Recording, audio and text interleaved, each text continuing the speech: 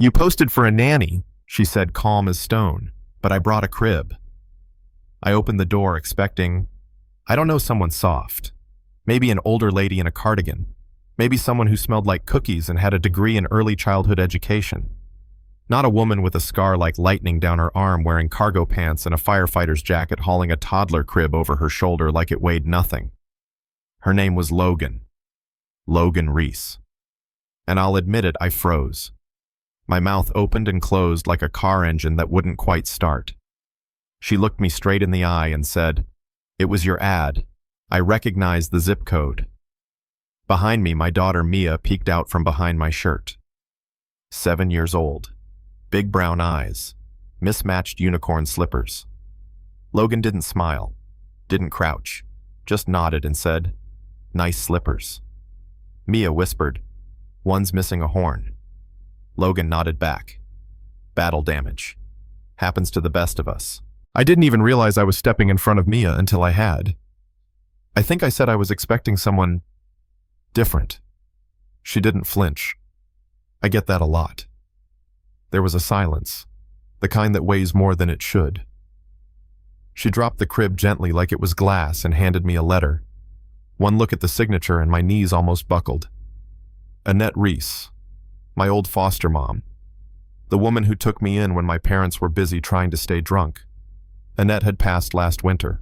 Logan was her niece. "She saw your post," Logan said quietly. "Told me I should apply. Said you weren't the type to ask for help unless it mattered." Then Mia, who barely spoke after her mom died, looked up and asked, "Can we let her in?"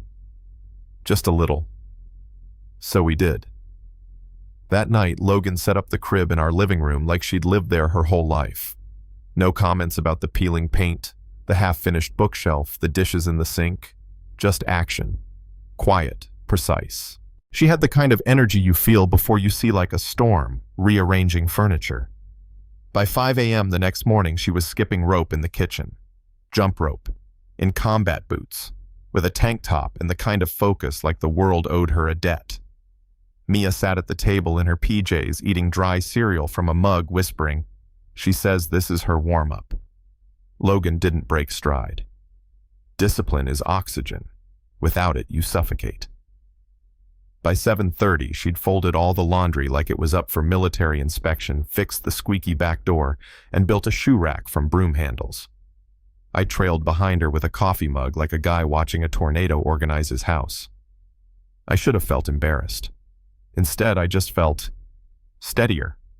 Like for the first time in a long time, I wasn't the only one holding the roof up. Mia. She followed Logan like a glittery little shadow.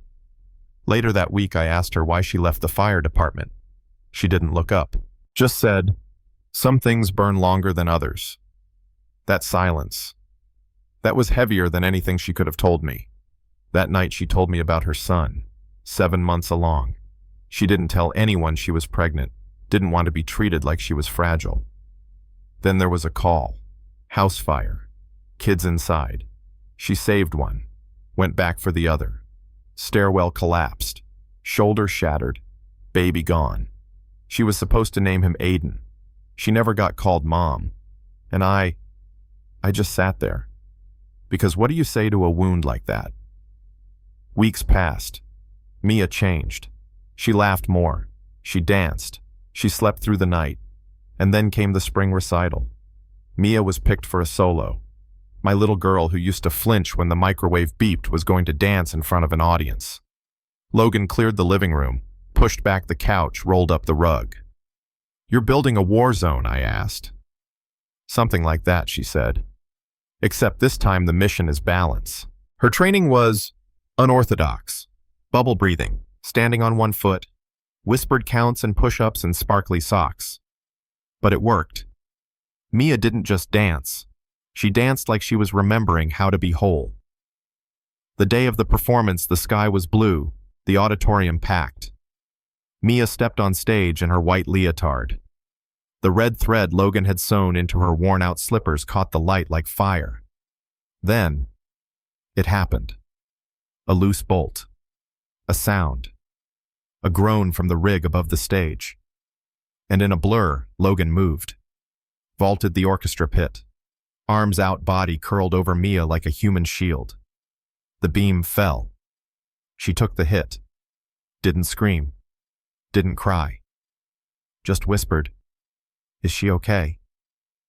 And then she let go. By morning, rumors were everywhere.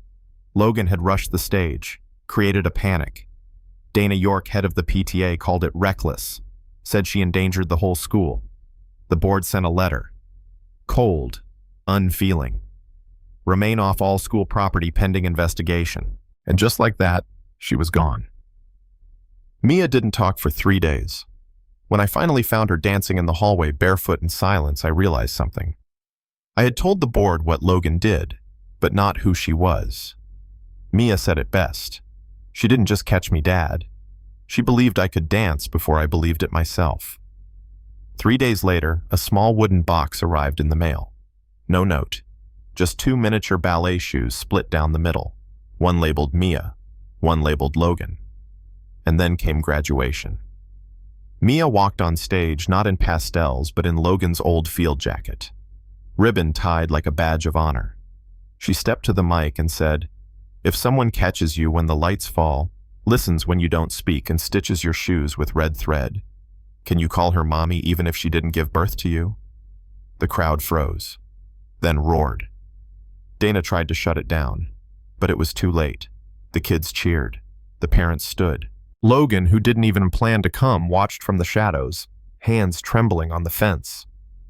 I found her later that week, at a therapy center helping a boy in leg braces learn to balance.